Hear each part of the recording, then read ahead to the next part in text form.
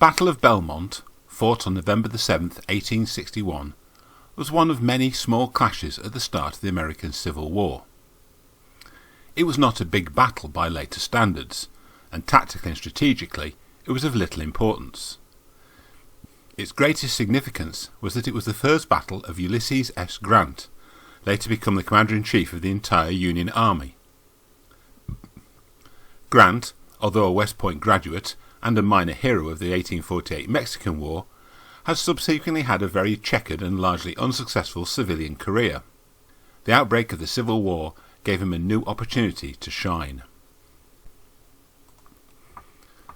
From the very beginning of the war, it was apparent to both sides that control of the Mississippi River and its attendant tributaries would be of critical importance. The rivers were vital trade routes for southern cash crops, and in Union hands would provide easy access deep into the Confederate heartland. In April of 1861, Federal troops turned Cairo in southern Illinois, perversely a town with marked rebel sympathies, into a base of operations for a fleet of purchased and converted gunboats. The implications of this move were not lost on the Confederates. Such a squadron threatened the whole of the inland waterway system. To counter the move, the rebels needed to block their movement southwards. By far the best defensive site was the city of Columbus, built on a series of high bluffs known as the Iron Banks, overlooking the river. Batteries placed there would make passage of the Mississippi impossible. Unfortunately, Columbus was in Kentucky. Kentucky was of enormous strategic significance, by far the most important of the border states, not least because of the influence it would have on the neighbouring states. It contained many important river and rail links, and it was also one of the more populous states. Over 250,000 Kentuckians would end up fighting in the Civil War. Abraham Lincoln, a native Kentuckian himself, as was the Confederate President Jefferson Davis, is said to have said at the start of the war, "I would like to have God on my side, but I must have Kentucky." In 1861, this vital border state was deeply divided politically, with a pro-secessionist governor, but a largely pro-Union legislative. Loyal to the memory of one of their most famous sons, Henry Clay, known as the Great Compromiser, Kentucky had declared herself to be neutral. This was not a state of affairs that either side could tolerate indefinitely, but equally neither wanted to risk pushing the state into the arms of the other by undue provocation, although both were openly organising and recruiting militia there. As in all civil wars, the demands of political and military necessity had to be balanced. Union troops began aggressively probing the area, particularly on the western side of the Mississippi in Missouri, where open warfare between secessionists and Unionists had already broken out. This led Major General Leonidas Polk, the commander of the Confederate Western Department, and in peacetime the Episcopalian Bishop of Louisiana, to fear that Federal forces were about to occupy Columbus. In early September he crossed the border and in a lightning move seized the city for the south. From a military point of view this was a major success, but politically it was a grave blunder. Polk's direct intervention labelled the Confederacy as the aggressor, and public opinion in Kentucky swung massively in favour of the Union. Nor did the Confederates make best advantage of their incursion. Although they immediately began to fortify Columbus, they failed to prevent Union forces from seizing Paducah, a magnificent base for operations on the river. Grant wanted to go further and attack Columbus itself before the Confederates could fully consolidate their position, but his theatre commander, Major General Fremont, declined these requests. Union strategists were preoccupied with Confederate activities in Arkansas and southern Missouri, and Grant was limited to making a series of armed reconnaissances of the Confederate defences. These achieved very little, although they gave his troops much needed experience. In November, Federal High Command learned that the rebels were about to reinforce their advanced positions in Missouri from Columbus.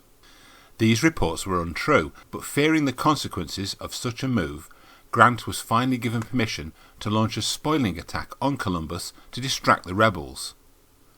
Union gunboats had scouted the position several times over the last few weeks. The rebels had installed numerous heavy batteries both overlooking the river and protecting the city itself, and it was clear that a direct attack would be suicidal. However, the gunboats also found that the Confederates had established a small camp on the western bank of the Mississippi opposite to Columbus at a small hamlet called Belmont. It was only a simple camp of observation, merely a precaution against the west bank being seized by Union forces. The garrison consisted of only a single infantry regiment, but Grant suspected the camp might be a base for the reinforcements that it was believed would soon be sent west. It was a much easier target than Columbus proper, and it had the additional advantage of technically being in Missouri, thus avoiding the still politically sensitive act of fighting a battle on Kentuckian soil. Grant gathered up an expeditionary force of 2 small infantry brigades, some cavalry, and a single artillery battery. Transported by 6 river transports and escorted by 2 gunboats, they moved by night to within 6 miles of Columbus and prepared to assault Belmont. The strengths of the assorted Union regiments are reasonably well known from Grant's reports. Dougherty's brigade consisted of 2 regiments, the 7th Iowa and the 22nd Illinois, but 2 companies of the former and 3 of the latter, a total of 350 troops, were hived off into a separate formation and left to guard the baggage and landing area. Known as Detrick's Battalion after the senior captain, they were to take no part in the battle, so the overall strength of Doughty's brigade was no more than about 1,000. McClernand's brigade consisted of 3 much stronger Illinois regiments, the 27th, the 30th and the 31st, some 1,600 troops in total. The cavalry consisted of 3 more Illinois units, Dolin's Company, 2 troops, and the Delco Adams County Company, 1 troop, total about 250 troopers.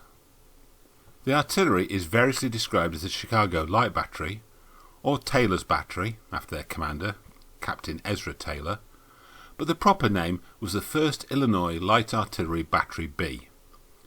They were equipped with 6 rifled 6-pounder cannon and operated in 3 sections of 2 for this battle. Grant's total force came to just over 3,000. All of these units were very green and indifferently equipped. The Illinois troops, operating near their home state, seemed to have received preferential treatment for supplies. A good proportion of the only Iowa regiment, the 7th, still hadn't received even their uniforms. At 08:30 on November 6, 1861, Grant's little army disembarked at Hunter's Farm, 3 miles north of Belmont and well out of range of the formidable Confederate batteries at Columbus. After a short stop to organise, the force set off southwards towards Belmont along the only available road, the cavalry units leading. The going was difficult, the area being heavily wooded and the road narrow and little more than a track. Moving the guns proved particularly challenging. Along the way they drove off Confederate pickets and a small cavalry screen. After about a mile, the Federal force reached a cornfield fronting a region of heavy woodland, which provided a good screen behind which they formed a line of battle parallel to the Confederate encampment. Meanwhile, on the other side of the hill, Polk had become aware that the Federals were on the move. Although he was confident that the Confederate batteries completely closed the Mississippi to attack by riverine forces, his position was still vulnerable to land attack, particularly because the river divided the defences into 2 halves, both of which would need to be protected. Polk decided to dispatch half of his force across the river to Belmont to hold Camp Johnson, the name the rebels had given to their position, retaining the rest to garrison Columbus. He was fully aware that dividing his command in this way risked defeat in detail, but Columbus was strategically far too valuable to leave unguarded, while to give up Belmont without a fight would be a sharp blow politically, as well as compromising his control of the river. The force Polk decided to send was Brigadier General Pillow's Tennessee Brigade. Pillow was to reinforce the existing defences of Camp Johnson and assume command of the garrison. Pillow was a very controversial figure. Like Grant, he was a West Point graduate and a minor hero of the Mexican War, but he was also an overly ambitious man with a reputation for unscrupulous self-promotion, which alienated superiors and subordinates alike. It is quite likely that Polk, himself hardly a popular commander, chose Pillow for the task in order to minimise friction between himself and a strong-willed subordinate. Pillow certainly had his work cut out for him. Camp Johnson was not a formidable position. It was little more than a cleared piece of woodland marked out by a crude abatis and covered by a ditch along one side. The hamlet of Belmont consisted of 3 small shacks. Similarly, the Confederate forces at Belmont were a very mixed bag indeed. The initial force, under Colonel James Tappan, consisted of an enthusiastic Arkansas regiment, the 13th, about 600 strong, and a small cavalry battalion, the 1st Mississippi, about 150 strong. There was also the Louisiana Watson Battery. This contained members of some of the most eminent families in New Orleans. They had been superbly equipped with brand new brass cannon at the personal expense of one Gus Watson, who perversely then enlisted as a private soldier in the battery. In spite of this pampered treatment, or perhaps because of it, the unit was rent with internal strife, to the detriment of discipline and training. They had 2 12-pound howitzers and 4 6-pounder smoothbore cannon. Pillow's reinforcing brigade contained 4 reasonably strong Tennessee regiments, the 12th, the 13th, the 21st, and the 22nd, totalling just under 2,000 troops, which meant the rebels had approximate numerical parity with the attacking Union force. The problem with the Tennessee troops was that the state was heavily divided on regional lines. Some soldiers, mostly from the west, were violently for the cause, others, mostly from the east, were decidedly lukewarm. The 12th Tennessee was fortunate to have as its commander a professional soldier and West Point graduate called Colonel Russell, who ensured they were properly drilled, but the training of the others was erratic at best.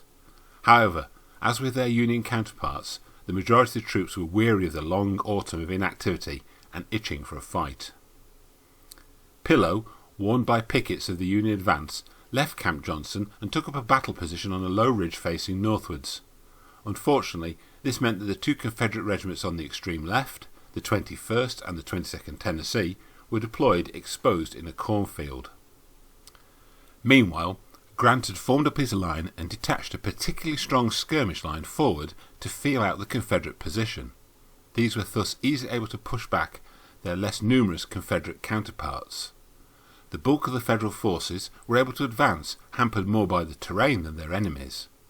At 10:30 on November the 7th, the 2 infantry lines came into contact. The rebels opened fire immediately, and the battle was on. There was a tremendous exchange of musketry for the next hour. Neither side inflicted many casualties owing to the heavy cover, general lack of experience of the troops, and poor equipment. Most of the soldiers were armed with old flintlock muskets. So ineffective was the shooting that some officers deliberately told their troops to cease fire. Periodically, Confederate units charged with varied success. Sometimes, after initially falling back, Federal units rallied and countercharged, regaining the lost ground. On other occasions, the movements were stymied by the heavy woodland. The deciding factor seems to have been that the rebels began to run out of ammunition first. Slowly, the fighting became more and more one-sided.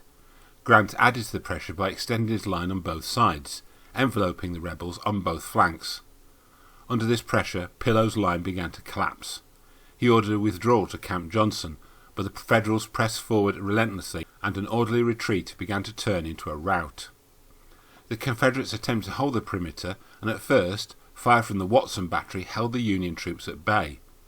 The Federals managed to bring their own guns up, and there was a short exchange of artillery fire.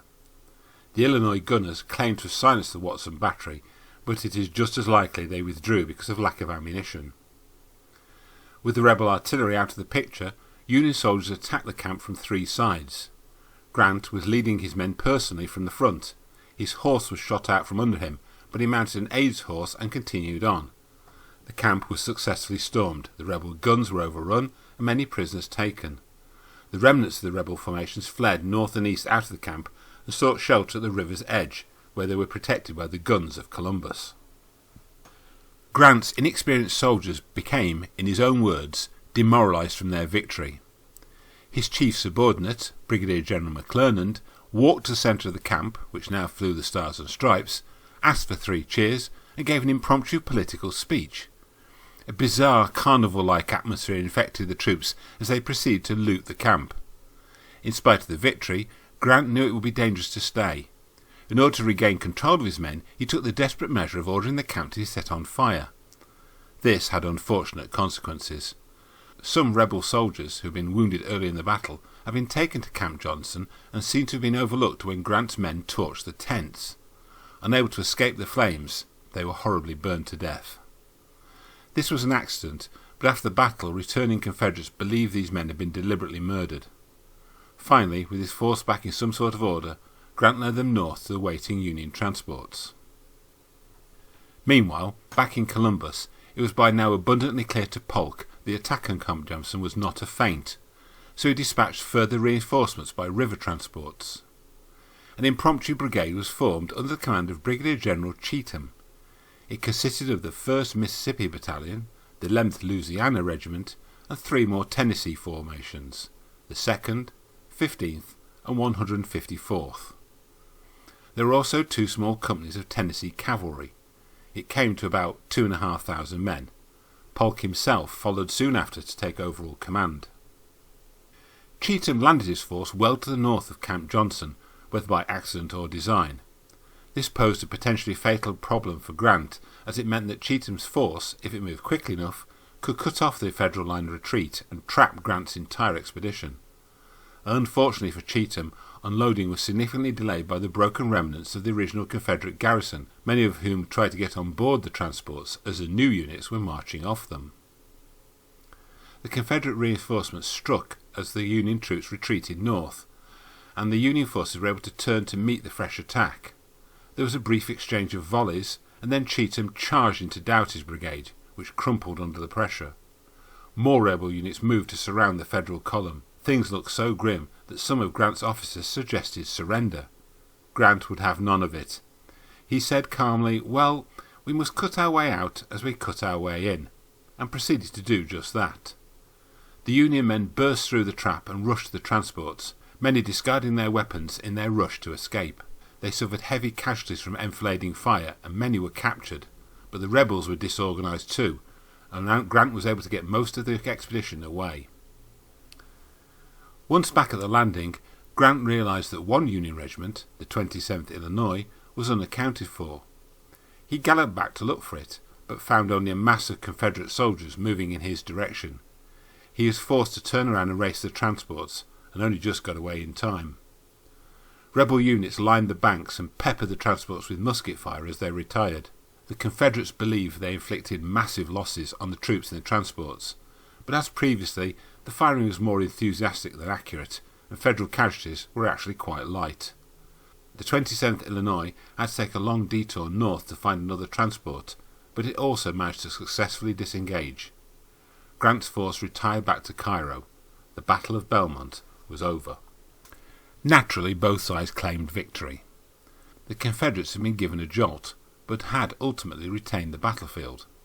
The Federals had successfully captured Camp Johnson, but ultimately had been beaten off. Grant certainly came in for some criticism in the north, where many claimed the battle was pointless and an unnecessary risk. Casualties were quite heavy for such a small battle in the early Civil War period. 90 Union soldiers were killed, another 250 or so were wounded but managed to make it back to the transports, and slightly over 200 more were taken prisoner, about half of them also being wounded. Confederate losses were slightly heavier. 105 were listed as killed, 419 were wounded, and 117 missing. Happily, in this still rather civilised stage of the war, all of the wounded prisoners, and many of the unwounded ones, were exchanged under flags of truce over the next few weeks. When it was all over, though, the rebels still had 100 Federal prisoners. All 6 cannon of the splendidly equipped Watson battery were captured, and although the retreating Federals were forced to abandon 4 of them, the Confederates found the retrieved pieces had all been spiked. The rebels captured 2 caissons from the Union Chicago battery, but more importantly, they also recovered about 1,000 muskets from the field. Belmont was of little significance militarily. The strategic situation remained unchanged, and tactically the battle was drawn. The main effect was the experience gained by the participants. Despite the obvious overall failing of the Union expedition, Federal morale was much boosted. There could be little doubt that Polk's Confederates had been caught napping by a well-executed if rather obvious flanking move.